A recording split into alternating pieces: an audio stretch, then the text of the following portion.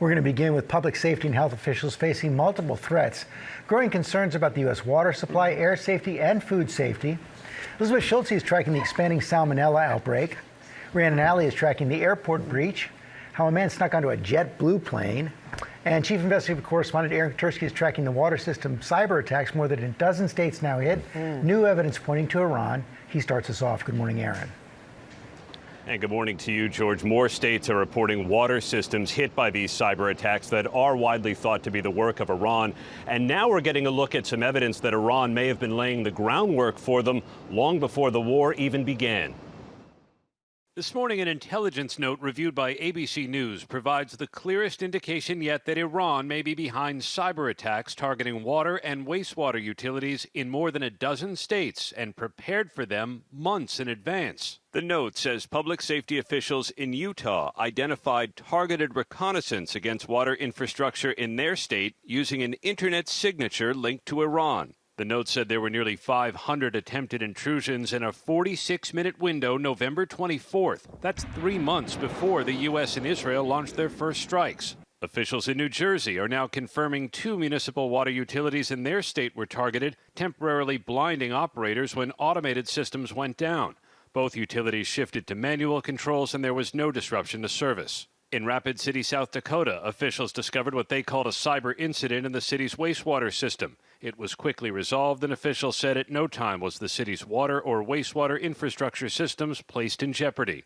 And in Minnesota, the first state to publicly report the hacks, the governor said they're over. Most of this was things that were being done over a Wi-Fi network, and it ended up not compromising any water supply, but it showed some of the vulnerabilities. There's no evidence the hacks have put public drinking water supplies anywhere in the country at risk. You have the attacks on sort of the digital realm, but it's the water going through the pipes. And the good news is so far, shutting down the attackers, shutting down those systems, they could still go to manual controls and still make sure that water safety and water availability is there for where people live. Separately, North Carolina ports said its systems were hacked, and that breach was quickly contained. But ports in Wilmington, Charlotte, and Morehead City, North Carolina, were temporarily closed. There's no sense, Robin, that this was also the work of Iran, but it sure does show how fragile America's critical infrastructure can be. Robin? It certainly does, and thank you so much for staying on top of this for us, Aaron. Now to the salmonella outbreak linked to jalapenos. Federal health officials are now reporting hundreds of cases across more than 24 states. Elizabeth Schultz has the latest from Washington. Good morning to you, Elizabeth. Good morning to you, Robin. And that salmonella outbreak tied to jalapenos is now expanding. The CDC reports that 345 people have gotten sick across 27 states, the highest number of cases in Minnesota and Colorado. 36 people have been hospitalized. Now, Chipotle already removed jalapenos from affected restaurants in multiple states. Now we are learning that people also got the bacterial illness after eating at the restaurant chain Qdoba. The company tells us that it proactively removed jalapenos from all of its restaurants. Because of that, the FDA says that it is safe right now to eat at Chipotle and Qdoba. There are about 1 million cases of salmonella in the U.S. each year. Typically, people do recover within a week. But this is happening at the same time that record cyclosporiasis outbreak is also expanding. Cases of the parasitic stomach illness in 15 states are now linked to Taylor Farms iceberg lettuce from Mexico. And Mexico's health ministry is now testing out fruits, vegetables, and water at hotels in the popular tourist hotspot that includes Cancun and Tulum for any signs of this parasite, Michael. Avoid it at any cost. And Elizabeth, the nation, we have a new CDC director. Yes, the Senate confirming Dr. Erica Schwartz to lead the agency. She is a former deputy surgeon general, and she has repeatedly confirmed the safety of childhood vaccines. The agency had been without a permanent leader for nearly a year after her predecessor clashed with Health Secretary Robert F. Kennedy Jr. about vaccine policies. Michael. All right, Elizabeth Schultz, thank you, as always. We're going to turn now to breaking news this morning. A bizarre airport security breach as a man was arrested for allegedly sneaking into a JetBlue plane. Rhiannon Alley at LaGuardia Airport with the details for us. Good morning, Rhiannon. Good morning to you, Michael. Yeah, a man in Florida is waking up behind bars this morning after authorities say he found a very unexpected and illegal place to find some sleep. A JetBlue plane. Investigators say 32-year-old Samuel Lackey climbed a fence and entered a maintenance area and then made his way onto an Airbus A320 that was parked for maintenance near Fort Lauderdale Hollywood International Airport. According to the sheriff's office, the man climbed up portable stairs and then slipped onto the aircraft through an unlocked door. Deputies say he hid inside the bathroom there for hours. Workers doing a routine inspection Sunday morning found him asleep.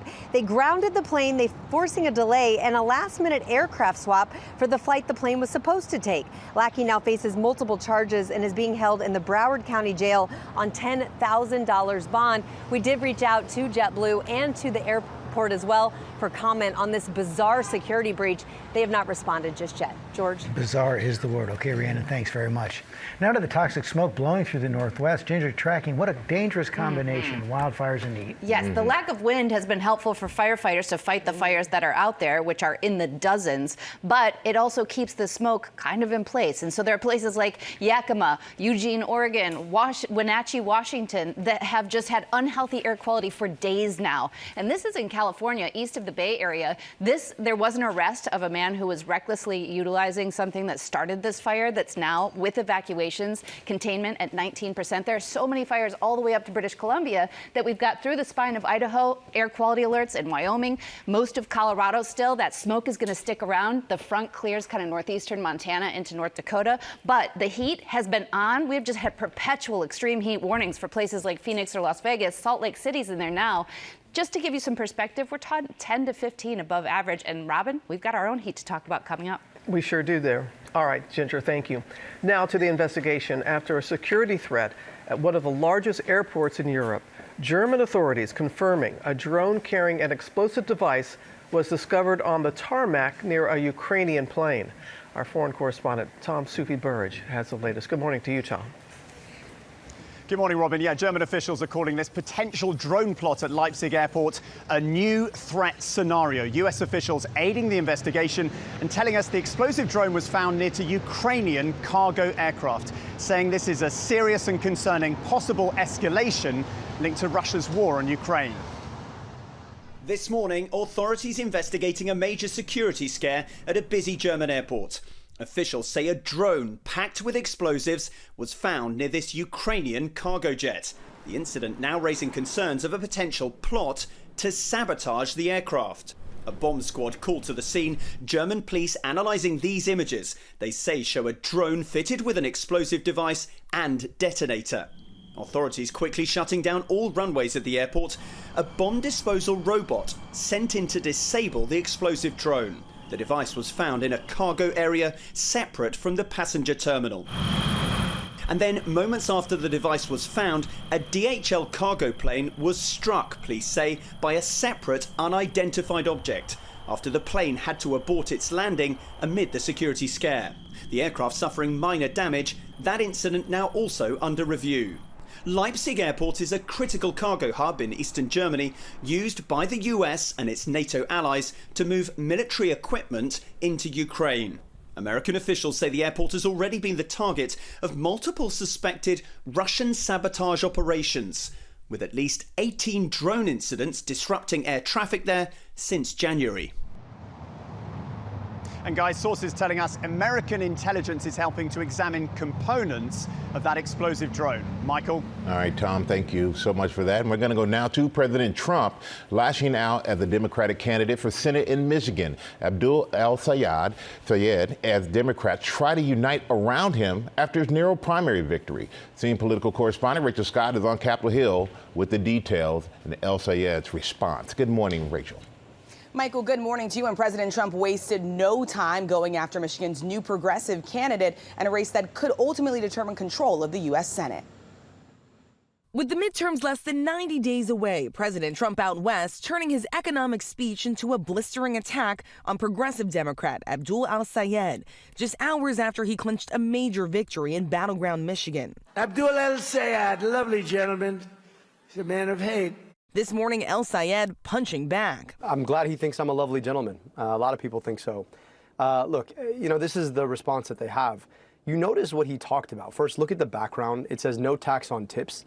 The man can't stay on focus. That's like the one thing that he did to offer any economic relief. With Americans concerned about the economy and rising costs, the president dismissing that. The economy is the greatest economy we've ever had by far.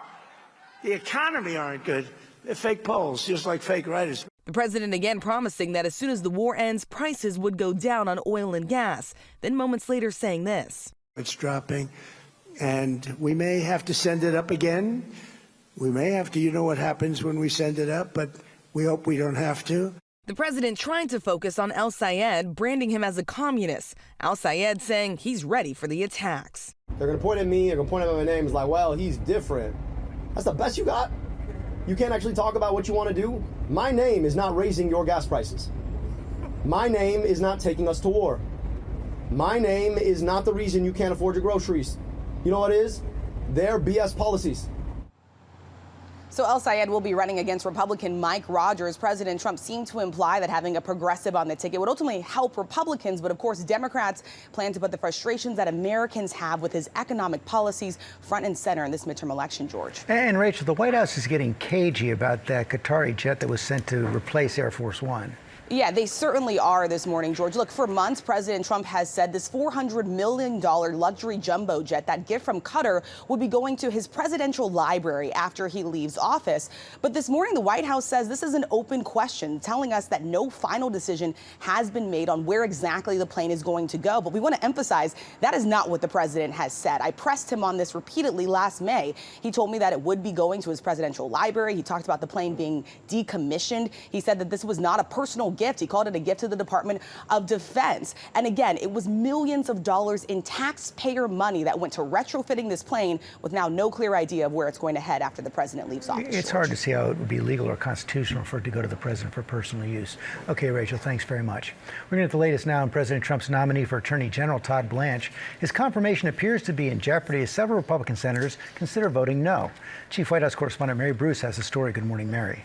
Good morning, George. And just days ago, Todd Blanche appeared to be on track for confirmation after addressing the concerns of key Republican holdouts. But this morning, it's still in question. This morning, the nomination of President Trump's pick to be Attorney General, his former personal attorney, Todd Blanche, is hanging on by a thread as several key Republican senators raise concerns.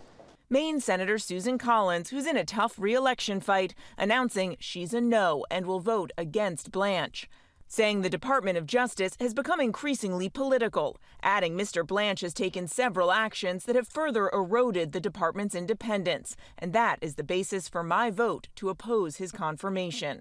Without Collins, Blanche can likely only afford to lose one more Republican vote and still be confirmed, and this morning at least two others are still on the fence. Senator Lisa Murkowski of Alaska and Louisiana Senator Bill Cassidy, who has increasingly been defying the president since losing to a Trump-backed primary challenger. I've got to be convinced that he is an attorney general who just happens to have once been President Trump's personal attorney, as opposed to President Trump's personal attorney, who is now the attorney general. The two skeptical senators meeting with Blanche for over an hour late yesterday, but emerging tight-lipped. I'm going to be processing a lot of what we just discussed, so we'll go from there. I don't have a comment. Yeah, don't talk about it. Now, all of this comes after Blanche managed to quell a rebellion from two key Republican senators, Thom Tillis and John Cornyn. Blanche giving in to their demand to put in writing his pledge to kill that $1.8 billion taxpayer fund to pay out Trump's political allies, including January 6th rioters, though George, the president, has made clear he still wants to find a way to pay them. And Mary, we've been reporting that American munitions supply, particularly anti-missile defenses, have been reaching dangerously low levels. The president lashed out against that last night. Yeah, George, the president this morning is defending U.S. munitions and pushing back against reports that he didn't understand and realize the extent of their depletion. The Washington Post is reporting Trump was frustrated that he had apparently been misled about the extreme shortages that now threaten to limit military options in Iran. And he demanded answers from Secretary Hegseth at last week's cabinet meeting. Now, Trump overnight taking to social media, insisting, quote, the U.S. has massive amounts of munitions and saying the leakers of these treasonous statements are being hunted down, adding long-term jail sentences will be sought. George. Mary Bruce, thanks. Robin? And George, we're going to move on now to the Powerball jackpot, growing even bigger after no one won the top prize overnight. Sam has more, including what you could buy if you're the eventual winner? Well, Whatever Robin, you we want. only have 2 days to shop, really, so this is an important story. Good morning, everyone. We're still dreaming of 100 millionaire status. The Powerball jackpot now stands at $856 million. It's still the 9th largest jackpot in history there. Now, we've been 41 consecutive draws with no one matching all the winning numbers. You may remember our last winners on May 2nd with 2 tickets splitting $20 million. Well, the next drawing is Saturday, so like I said, we only have 2 days to plan. So here's what we can buy when we win this lottery. If you're not a fan of Neighbors, don't have them. You can buy this private island off the Florida Keys for a cool $75 million. Just a drop in your bucket, really. The 26-acre retreat even has its own name. I don't love it, Pumpkin Key. Use your name instead. You can. You own it. To get back and forth to the mainland, you'll need a yacht. Here's a nice one for $22.5 million. Look, there's plenty of room for your friends. No one has to share a seat. And you won't want to tool around on your island in a golf cart. No. That's so passé. How about this Rolls-Royce La Rose Noir drop tail? Just 4 of these Art Deco masterpieces will ever be made. Have one, have 2 for $30 million. Don't worry, it sounds like you're spending a lot of money, but you have $700 million more to spend. And as they say in France, bon chance. Bon chance. That's what they say. All right. Merci.